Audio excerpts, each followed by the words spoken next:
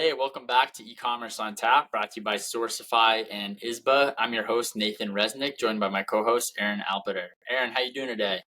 I'm doing pretty good, Nathan. A little bit tired. I'm still getting over jet lag. I was in the UK last week, but doing good.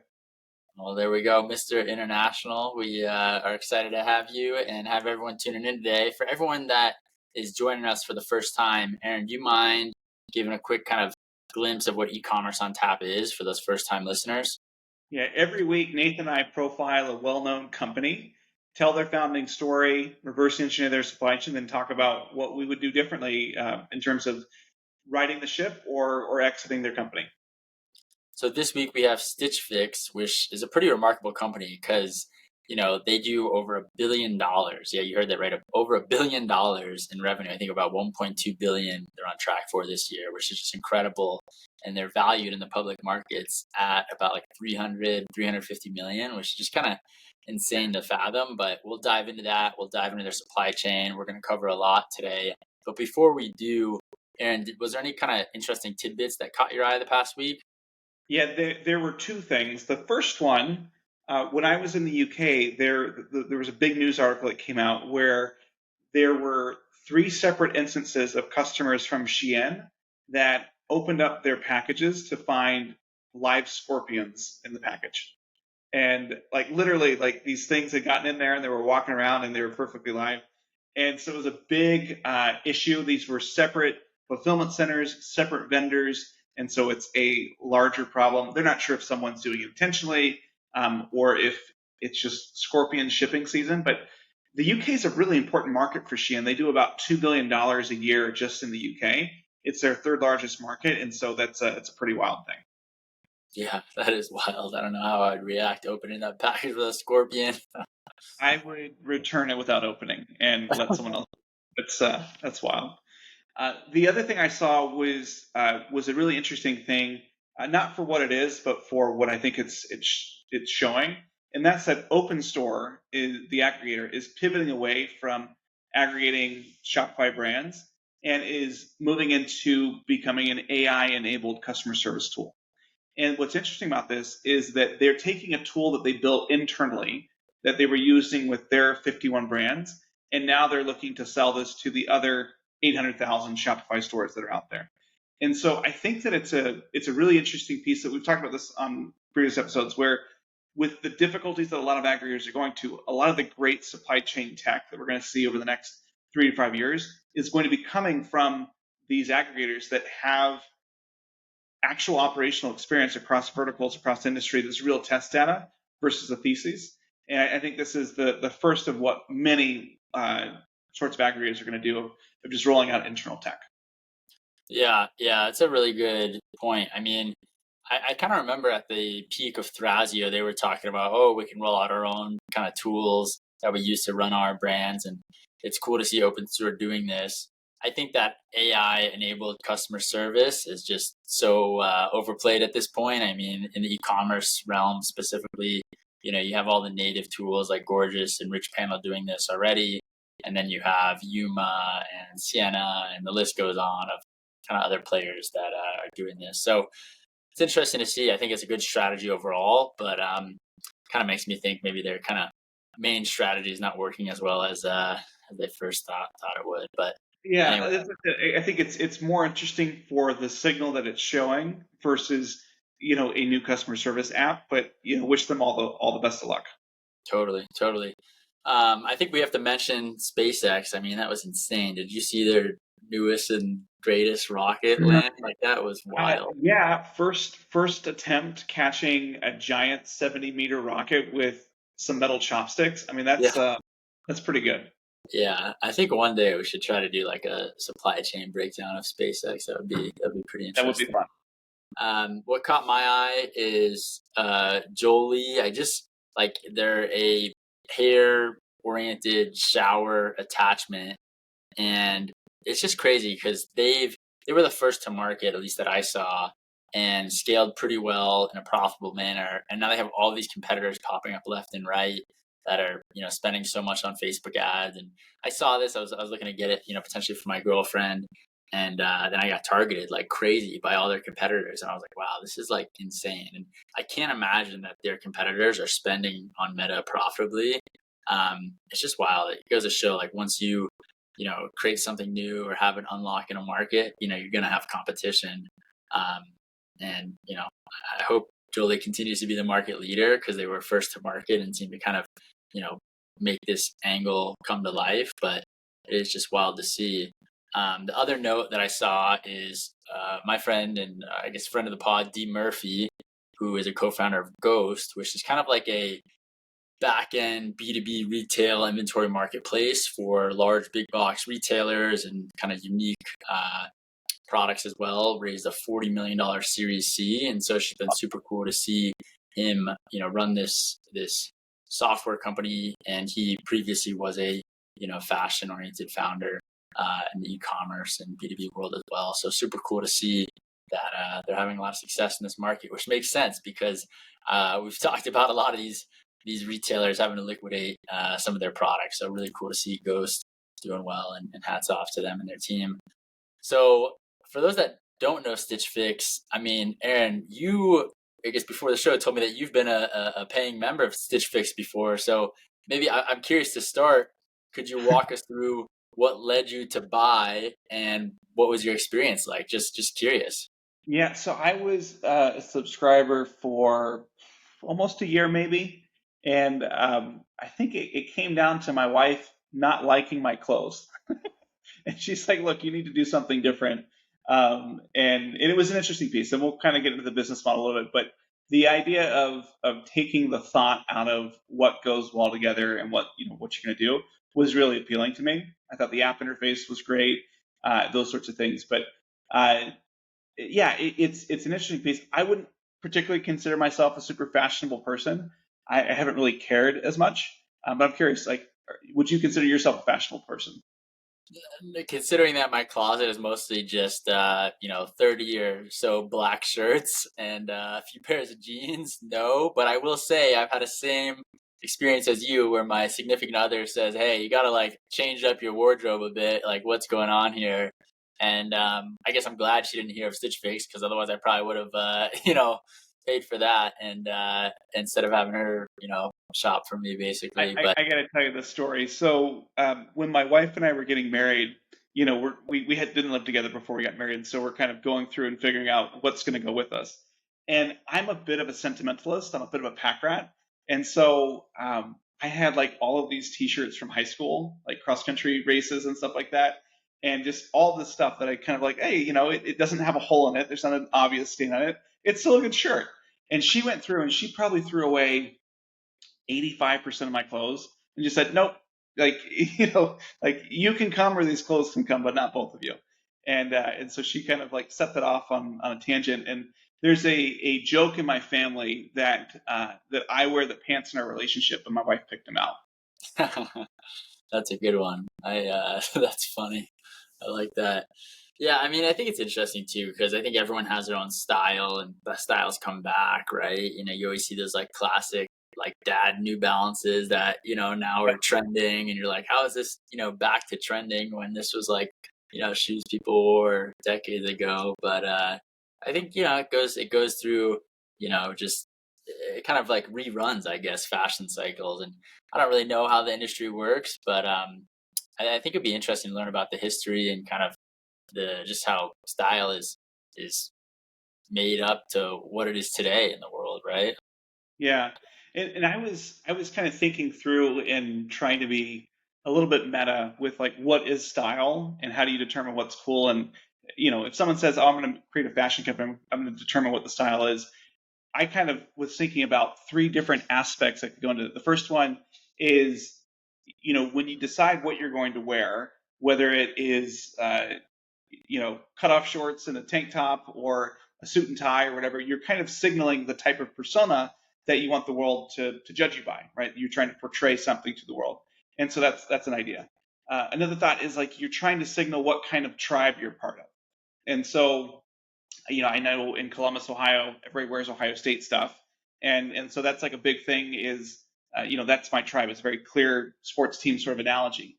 but that's one thing that people will choose to wear things or not wear certain things. I remember, um, what was the Gothic store in like high school? Hot Topic. Yeah, Hot Hot Topic. topic. That was a very specific one where people were signaling, I'm part of this group, right? And that's kind of what they're going for. But it's really interesting because if you think about and try to dissect what the history of style is, it's not as straightforward, right? There are tastemakers and there are people who go after and want to fit in with whoever those tastemakers are. And in the early 20th century, personal stylists were really exclusive to Hollywood. You had to be a star. You had to be a very wealthy person. And the way that we went about is you'd have very in-depth, in-person consultation for high-end wardrobes. And so the thought would be like, if you're going to spend $10,000 furnishing your closet, you might as well spend a couple $100 for someone to figure out the pieces and help curate something. And that kind of stayed consistent for 70 or 80 years until you get to the 1980s, 1990s, and then image consulting started to become a little bit more widespread. And this is where you had professionals who were offering styling advice for corporate clients, public figures, politicians, things like that. You see this birthplace of the concept of personal branding.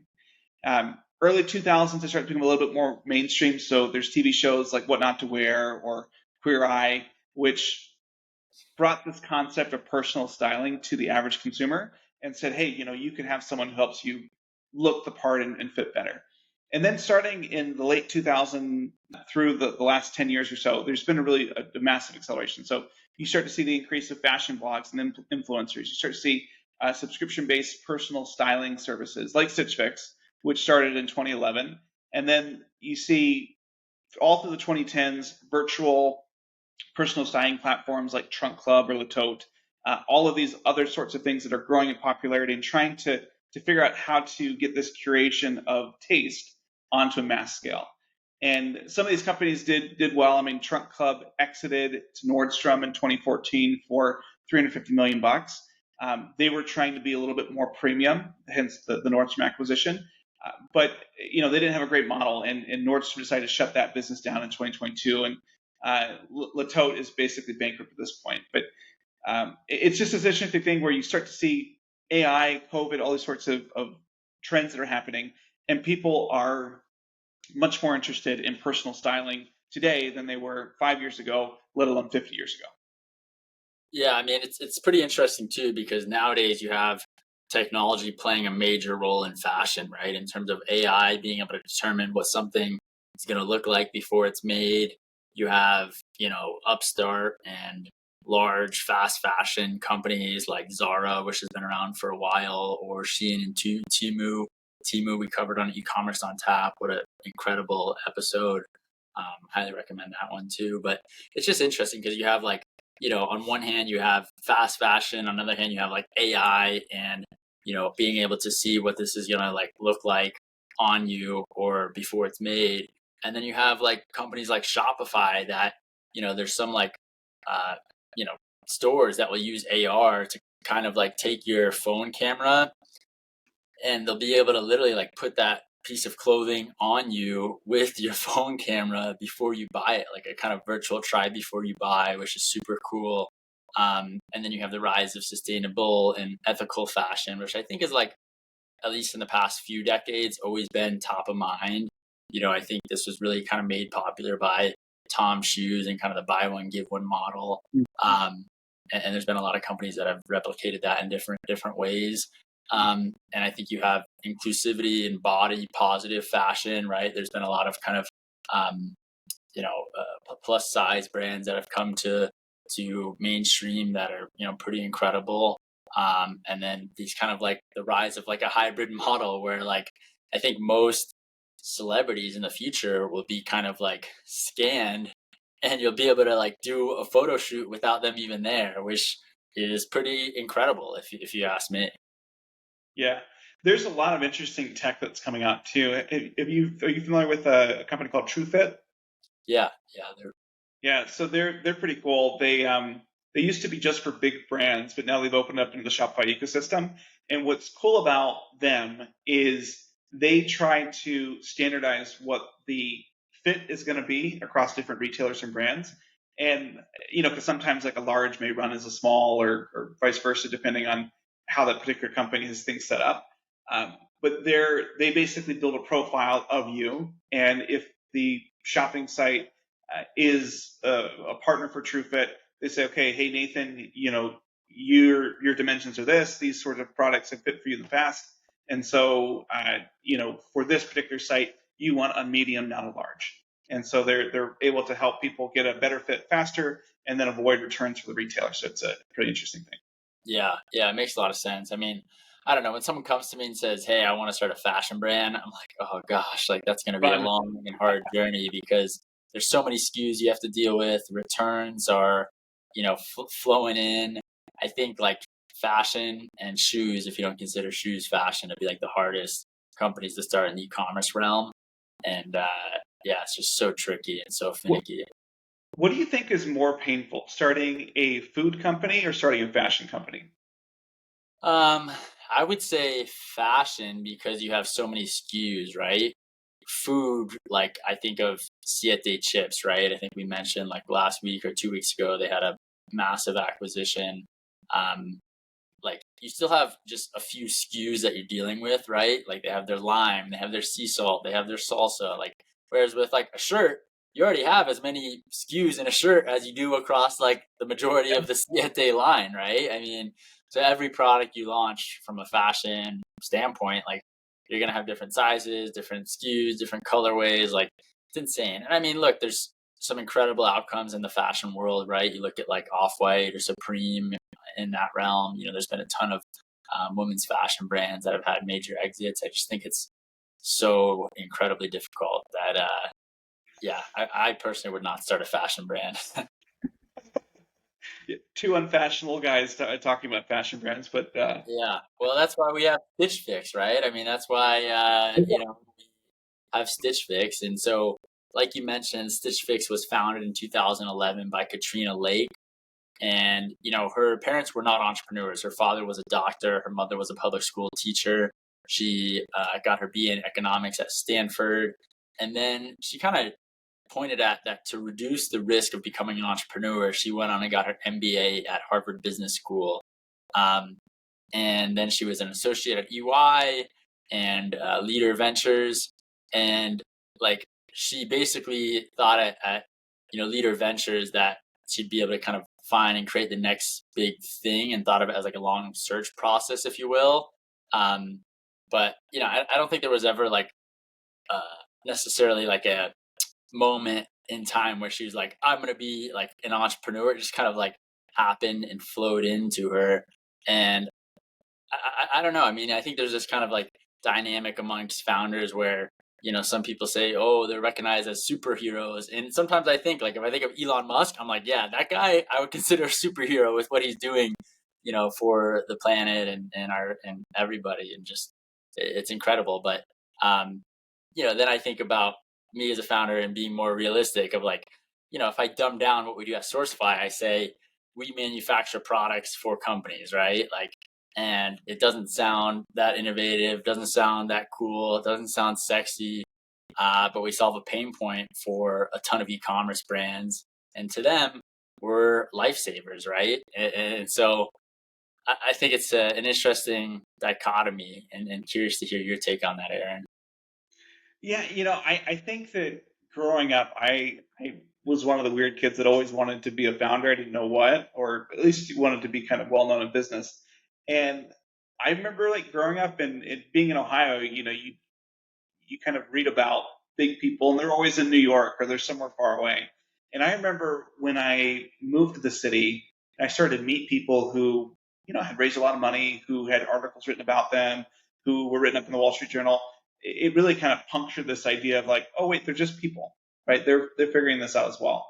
And I think that once you get past that, where sometimes it's just your location is a difficult piece, but you start to put yourself in a situation, you start to realize that these people are just people, and you kind of they've got good ideas, they've got bad ideas, and why not you? And so I think I've definitely had moments in my life where uh, things become a little bit more straightforward. Like I remember the first couple times I met people who were worth hundreds of millions of dollars or billions of dollars. And like, that's a cool thing to say, I met XY person.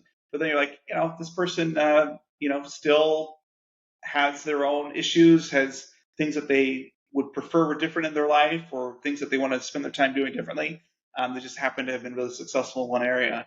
Um, and so I don't know. It's an interesting thing there that once you realize that I think the playing field is a lot more level than we give it credit for, then it's really just your mentality and a good deal of luck that keep you from getting there. Yeah, yeah, for sure. And I think like, I don't know, compared to my approach with entrepreneurship, Katrina had a really academic approach to entrepreneurship, based on her experience and education. Like she actually initially was exploring the hunting and fishing industry, didn't feel like she was the right person to build a business. And, during her research, she saw how e-commerce was growing and how it was changing brick and mortar businesses. She saw, how Netflix was basically taking out Blockbuster.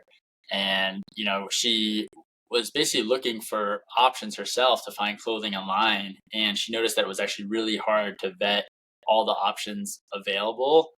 And, she wanted to buy online to like save it and remember it. But she didn't necessarily always find something that fit her style and, fit her body as well.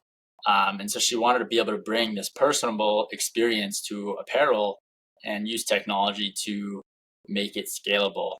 And so that's kind of like the thesis and the unlock for Stitch Fix is, you know, she was shopping online and didn't find what she thought would fit and thought technology could be used to enable someone to have a lot of options at once. And I mean, it kind of flips the script a little bit on how online fashion was working at the time. And even today, like very few companies replicate what Stitch Fix does, right? Yeah, I agree, and it's one of these things where you're trying to match up something that you want to touch, which is the clothing, with what other people are doing, but you don't want to look exactly like everybody, and so it is a difficult thing to try to put together. Um, how do they go about getting started with this whole thing?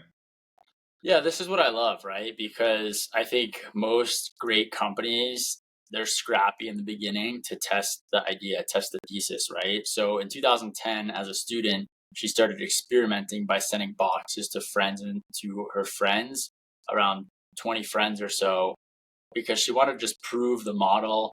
Obviously she wasn't making any money with this, but she was funding it with her credit card. As a lot of us have been there before. And she found kind of many insights just sending 20 boxes to friends, right? And so the company really became a reality in 2011. um, at the time she had a co-founder who would then leave just because of co-founder differences.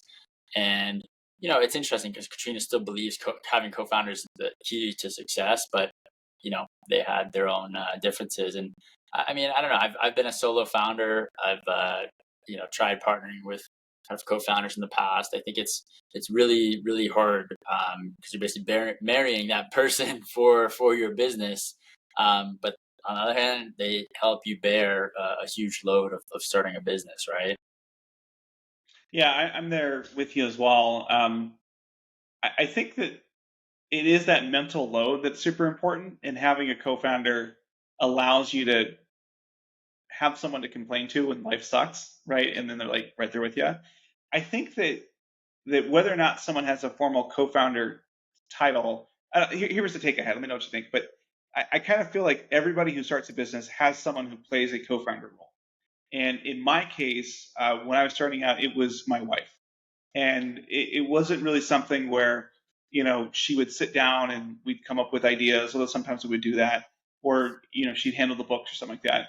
But it was more just that mental load that was providing that security, that safety to say, hey, I get why this is hard right now, keep going, or hey, stop doing that sort of thing. And so I don't know, as you think back to your experience as a solar founder, did you have anybody in your life that kind of played that emotional security role for you as kind of a shadow co-founder? Yeah, I mean, I think on one hand, like EO and those type of communities, entrepreneurs organization, I joined EO at a very early stage.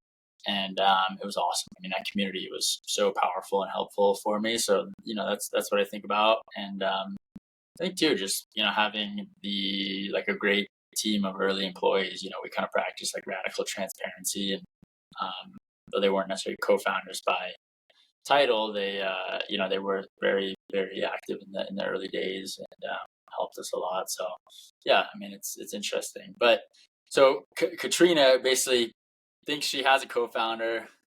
They split, and then she schedules her classes so she can actually pitch her idea to investors while she's still in school. She initially gets $500,000, and she had a lot of challenges trying to raise this round because investors in general were skeptical because she really only had a 20-person proof of concept, and they really did not like that most of the money would be used to purchase inventory and on people. Um, and so, usually investors like technical innovation or obviously stuff of that nature and software driven. But this was completely different. And so, she ended up moving her company from New York to the West Coast because, she thought, hey, this is going to be better from a technology standpoint. And for the Was whole she year, ever in New York, or was she just thinking about moving to New York? I think she wanted to be in New York because the fashion focus. Yeah. Um, Okay. yeah, yeah. And so she was basically the only stylist for the first whole year of the company. Um, but when they launched, they soon had a long wait list. And I guess I'm curious, Aaron, when did you first hear of Stitch Fix? Um, I was not an early adopter. I think that this was probably like 2015, 2016 is when I was a subscriber. Yeah, I think I heard about it through like a Forbes or Fortune article or something of that nature, and I was like, wow, this is like pretty cool. And I think, yeah, I definitely was not, an early adopter, but they got initial traffic from small influencers, and then they really grew as well through word of mouth. I mean, people really love this model of kind of having your own stylist to help you shop. And so she would, basically charge $20 up front, which got her kind of guarantee that they were a real human being on the other side, and that the clothes that she was sending would not just get robbed. And they over time built this data set of what people like to wear, and that helped with their buying decisions when they were sorting out their inventory. And in you know kind of towards the end of 2012, she got one of Netflix's data scientists to help her build kind of this data side of the company. Because you think about it, they have probably the biggest data set on fashion for most Americans, which is pretty incredible, right? Yeah, certainly at that time. I mean, it was one of these things where being able to build that data, and I think getting these Netflix engineers in there that could think about how to build at scale was a huge thing. I think if I remember from the research, they've been profitable for a while, right? Like, or at least there's a period in their time when they were profitable. I think it was 2014, so they launched in 2011. 2014, they were profitable for the first time. Um, how did they go about leveraging the data that they had with their stylist that they had on staff? Yeah, I mean, so it was kind of the data was used to present clothes that people could kind of choose from. But that was also kind of vetted and recommended by a human stylist as well. And they could, chat or message or communicate with a human stylist. And so I think, like, though their automated process with their data did a lot, they still kind of had a human verifying and, be there for any support. Um, and so for me, like I actually, because I've never been a subscriber, didn't know how the service actually worked. But for you, Aaron, I mean, can you walk us through kind of how the service actually worked for you? Yeah, it's pretty well put together. I'll be honest. I would encourage people to go through and play with it. But you start by taking a pretty exhaustive survey. It's not super long, but it has some good questions they ask you. And what they're trying to do is get a sense of what sorts of things you already like, and they want to get a sense of, do you want, how often do you want us to send you shoes? Do you want shirts only? Uh, those sorts of things. Do you like weird socks or weird shoes, or do you want to be more understated or conservative? What sort of environments are you in? Those sorts of things. And so you go through all that, and through your questions, their algorithm kind of sorts you into a tract or an area. and you're matched with a stylist. I don't know if this is an actual stylist or a virtual stylist, or it's one stylist that's overseeing like 400 people, but there's somebody who's got this track that's looking at that. And what you do is for each stitch switch that you get, each shipment, you're paying a stylist fee. For me, it was about $20 when I started. And this is a fee that you have to pay for the service. And if you end up buying something, or in other words, keeping something that you're shipped, then that fee is taken off of that cost. And so the thought is that they are going to help curate. You're able to see on the app what sorts of things they're going to ship you, and then they ship it to you. The stylist picks out what you need, and they ship it to you, and then you keep what you like, and there are additional charges associated with that. And everything else you just return back, and you get a refund, and you kind of move forward with that. And the interesting thing about it is that there's no subscription, so you can opt in or out of Stitch Fix as often as you want. And you can also start to just buy ad hoc things. It's something I started to do recently. And so it's this interesting piece where you've got someone who is curating this idea for you. You're sending it to it. You're first opting into it, like, yes, I would like that. And then when you put it on, you're like, oh, it doesn't fit, send it back. Or, hey, this fits great, I want to keep it, or I just didn't like it. So it was a pretty useful and straightforward user experience as a consumer. Yeah, that's awesome. That's really, really cool. I think they've done a great job, and it goes to show if you look at their growth, I mean, it's pretty phenomenal, right? So, I mean, we don't have too much data before they went public, but I mean, I can tell you that they went public in 2017 on the Nasdaq. They IPO'd at $16.90, and it's been a pretty incredible journey, right? They have over 5,000 employees, 3 million clients. 2020, their revenue was $1.7 billion, which is just pretty staggering.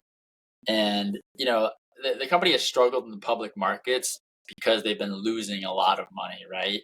So when I tell you they did, 1.7 billion in 2020, and then 2021 they did 2.1, and 2022 they did 2, and 2023 they dropped to 1.5, and this year they're estimated to do about 1.3. I would think they would be worth, like, I don't know, around $1 billion or so, right? At But least with this, right? Not a fraction of the revenue. yeah, and then you add on, okay, in 2022 they lost 207 million. In 2023 they lost 172 million, and this year they're estimated to lose about 129 million. So you think about that, and then you look at their stock chart. I mean, they popped, quite a bit in 2021, and then they've had a pretty rapid decline since 2022 basically, and they're now trading at about $2.60, and they're valued at like 360 or 70 million dollars. So I mean, it's interesting because, I mean, on one hand I feel like, a PE should come in and take this private, right the ship, turn this profitable. They obviously have a really strong customer base. I mean, they have about 2.6 million active customers today. And so I don't know. I'm curious why a PE company hasn't, taken this private yet, and stripped out costs, and really turned this into a profit machine. Yeah, I mean, I've got a personal anecdote because we talked about how I've been a subscriber, but I haven't subscribed for several years. And there was a story for me that was I think crystallized it. And this was I was at a conference, okay, and I ran into some people who were wearing pretty much the exact same thing, and the joke was, oh, I got it from Stitch Fix, and I wasn't wearing my Stitch Fix uniform at the time either. But there was this piece here where you think about the origins of this personal styling, and this was one-on-one. It was personalized, right? You wanted to be a little bit different. You didn't want to look like everybody else. And so that's why people would hire stylists or image consultants. And I think that whether it was they grew too quickly, or it became too unwieldy from a supply chain perspective, or whatever, people started to look the exact same because they were getting the same package and suggestion of things that went out. And you probably get away with that in a bunch of places, but if two people are wearing the exact same thing in an area where they're looking to wear nice, to look nice, then they kind of go from, oh, this person's put together and is fashionable, versus kind of a joke, like they're wearing the exact same thing. And so Right. that was one thing that kind of pointed to me that was like maybe the beginning of the end, where, to what extent am I really having a personalized experience with Stitch Fix? Is it just a algorithm that is saying, hey, you're this height, this weight, here's some shirts that we have a lot of, you should buy them? And there's an element here where it's like, if I could have talked to somebody, right? Or there was a little bit more of a personal piece, maybe even if I ended up with the same outcome, I would have felt a little bit more of a connection. So I think this pivot into being more tech, you lost some of that magic around being a personalized experience. Well, I'm sure they're working on AI stylists, right? That could chat or Sure. even speak with you. So I would think that's not too far out, but it goes to show maybe they don't have enough variance, right? And I mean, we'll talk about their supply chain in a second, but I do want to mention because I think it's pretty remarkable what Katrina has done with Stitch Fix, right? Because she was the CEO up until 2021, and just incredible, remarkable journey, such great growth. And during the time she was building Stitch Fix, she got married and became a mother. And she went to meetings being 8 months pregnant and rang the Nasdaq bell with her baby in her arms. So there's like a pretty incredible photo of that. And since founding Stitch Fix, she's been an independent board director for Grubhub, Glossier, and Recruit Holdings, and I think really it's just a rock star executive. So it's Not pretty, too shabby as companies are concerned. yeah, incredible to see, what she's been able to achieve, since founding Stitch Fix, and just the journey that she had with Stitch Fix. But let's dive into their supply chain. So what stood out to you on their supply chain? Yeah, it was basically what you'd expect for a fashion company. They did a lot of importing and little fluctuations throughout time. Um, but they're importing both finished goods and raw materials, so like woven fabrics and cotton. And about 98% of all the imports are coming from Asia, which is where most of the mass clothing is coming from as well. Um, their biggest country was Vietnam, although they did have some specific instances of bringing stuff from Europe. Um, and I think that they've been on a bit of a right sizing exercise, like you'd mentioned. And so their new CEO had mentioned how they were focusing on closing 2 fulfillment centers in order to consolidate the inventory and to be a little bit more efficient from that perspective. And I think that there really wasn't anything that jumped out as far as, oh wow, they've done this really interesting. Um, and what it did is it kind of got me thinking about, well, what are some challenges with Stitch Fix, and where maybe they differ from some of the competitors. And when I look at it from just a structural point of view, I see Stitch Fix as basically having 2 elements to their business. The first one is identifying what people like and sourcing those items. And the second piece is managing a large returns management business. And so you think about, well, who does those really well? And who might be taking market share from them? Well, the first one, when it comes to identifying what people like and then being able to source the crap out of it, is Shein, right? They're probably the best there in terms of having this really strong quasi vertically integrated supply chain where they can get a sense that, hey, this style has uh, you know 0.2% click-through rate higher than the norm, so let's go make 10,000 of these. And so they're very capital efficient. They don't have as much inventory. They're able to lean into that. And so you think about it, like even if Stitch Fix had the same type of data, they had the same type of algorithms that Shein did, they don't have that factory ecosystem to allow them to quickly respond to changes in demand. And so that example I shared of people kind of wearing the same outfit, that's probably less likely with Shein because they just have so many more options that they're able to put in front of people and then hold less inventory and have it kind of produce there. And so I think that with with Shein, they're going to be more of the tip of the spear when it comes from a fashion perspective and what's out there. And I think Stitch Fix may be a little bit more mass, right? Or could be a little bit more stale because they're buying inventory, importing it, and then cycling through, and they have a more traditional supply chain that way. And I think that the first question that you're going to run into if you're Stitch Fix is, do consumers want to pay extra for a generic look, right? Or something that doesn't, seems it feels very much the same over and over again, or do they just want to go shop at Gap? right? So I think that's the first piece there. And I don't know, like for my first point, does that make sense? Or what's your take on this as far as dissecting their business with Shein's business and saying they're both data companies, but one of them happens to have a rock solid supply chain behind it? Yeah, I mean, in my opinion, if I were Stitch Fix, I would open up a division that's more similar to Shein.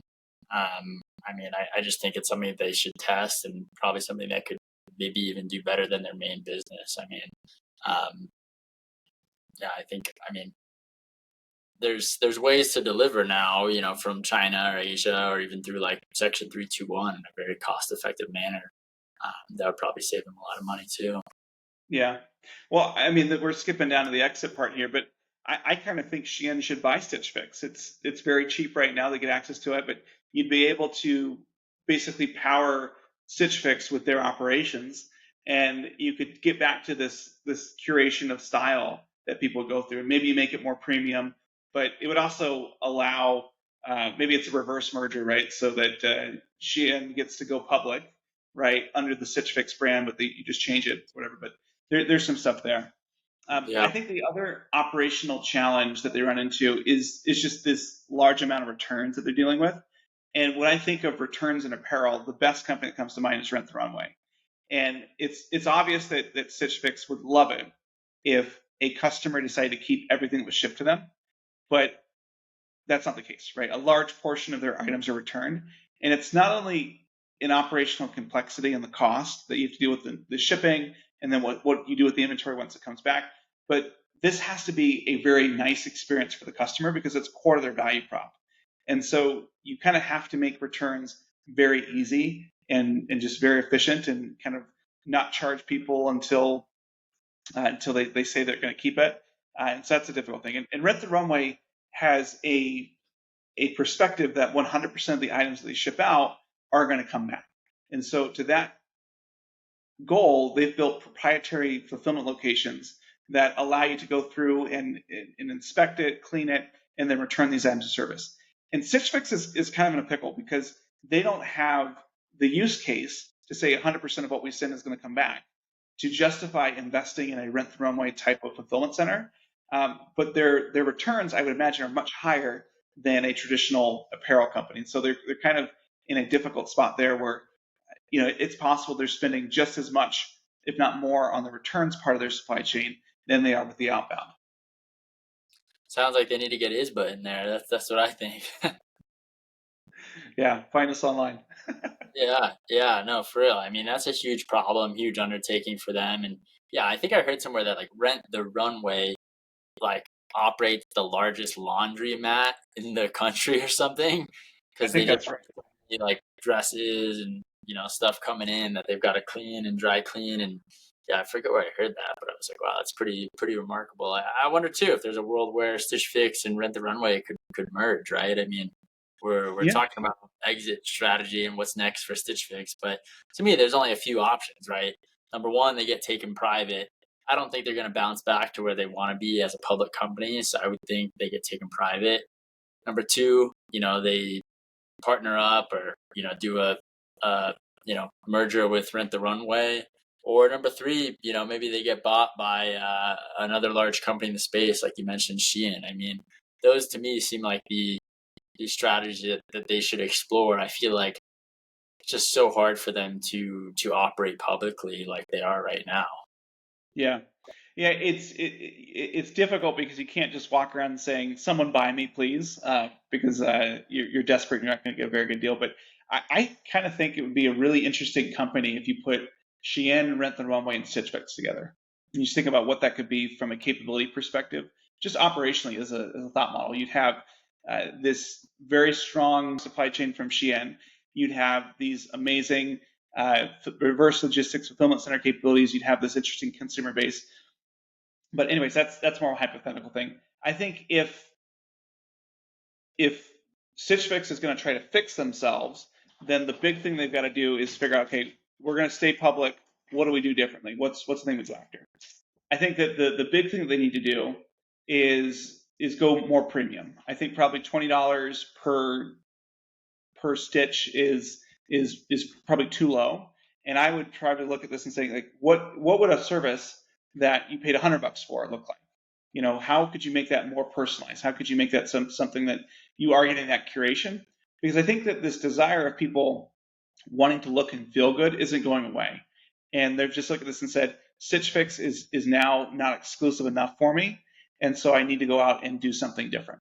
And so that's the part I would look at is I would try to, yes, you've got 2 million customers today, but are those 2 million good customers, right? If you were to maybe open up a different tier or a different brand where, you had a premium version and you were putting people in more expensive clothes or, doing virtual consultations with them, is that something that people would pay for and they would test with? And so that's kind of what I would look at from a business model point of view. Yeah, yeah, it makes a lot of sense. We'll see. I think in the next year they're going to get taken private by somebody or acquired by somebody. That's my gut take, and if no one else does it, maybe we will. We'll see. We got our big community now at Ecommerce on Tap. We appreciate everyone tuning in to this episode of Ecommerce on Tap, brought to you by Source Finance. But Aaron and I post these episodes every week on Twitter and LinkedIn, and we always enjoy hearing from people. Share it with a friend. It's pretty crazy. We've been growing quite a bit lately. So if there's any episodes you want us to cover in terms of a new brand or a fast-growing company that we should cover, let us know, and we'll dive in and leave a review. That helps a lot too. Yeah, Thank you you. can find all the episodes at sourcify.com/EOT. There we go. Sourcefy.com/EOT. Thanks.